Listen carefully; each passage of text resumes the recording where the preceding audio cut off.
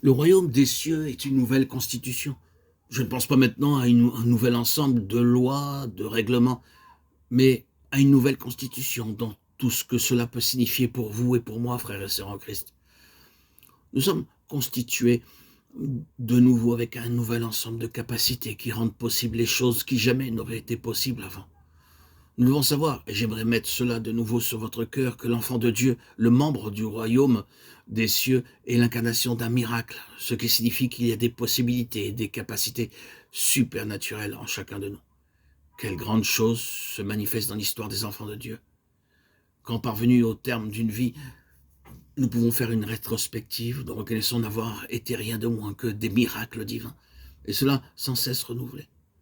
Nous ne sommes pas toujours conscients des forces antagonistes qui s'obstinent à détruire un enfant de Dieu, et combien les soins incessants de Dieu rendent témoignage jusqu'à la fin de son omnipotence.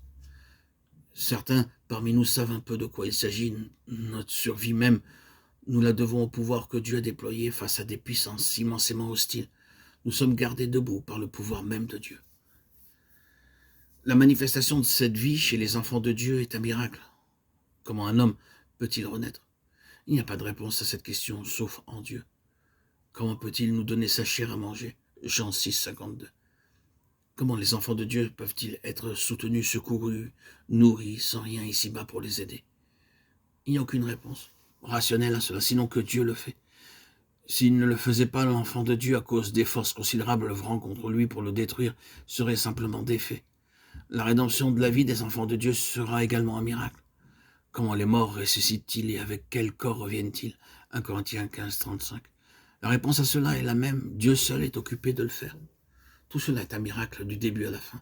C'est une nouvelle constitution ayant en elle des possibilités, des capacités qui transcendent le niveau le plus haut des aptitudes humaines, dominant tout ce royaume terrestre et charnel. Nous pouvons aussi dire que c'est une nouvelle vocation. C'est une chose pour laquelle nous pouvons vivre, quelque chose dans laquelle nous pouvons servir. Elle devient la sphère et donne un sens et un but à une vie de ministère. Maintenant, je sais pourquoi je vis. Avant, j'ignorais la raison de mon existence. Pourquoi étais-je né? J'ai murmuré à ce sujet car j'ai ressenti que je n'avais guère eu le choix pour être introduit en ce monde. Je n'ai pas été consulté pour savoir si je vais venir. Maintenant, je vois qu'il y a une intention dans tout cela. Je sais pourquoi j'existe. C'est la prise de conscience d'un enfant de Dieu véritablement né de nouveau. Une véritable nouvelle naissance chez les enfants de Dieu les conduit à affirmer auprès des autres que la vie vaut la peine d'être vécue. Cette personne a découvert la signification de sa vie, l'intention divine à son égard. Son existence n'avait pas de réelle signification jusqu'à ce qu'il naisse de nouveau et qu'il entre dans le royaume. Le royaume des cieux est une nouvelle vocation, une vie avec une nouvelle destination. Le royaume donne à la vie une réelle signification.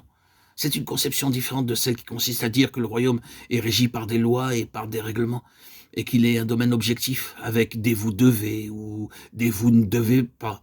Faites ceci, pas cela. Dans Luc 17, 2, nous lisons « Voici le royaume de Dieu est au milieu de vous » ou « en vous ».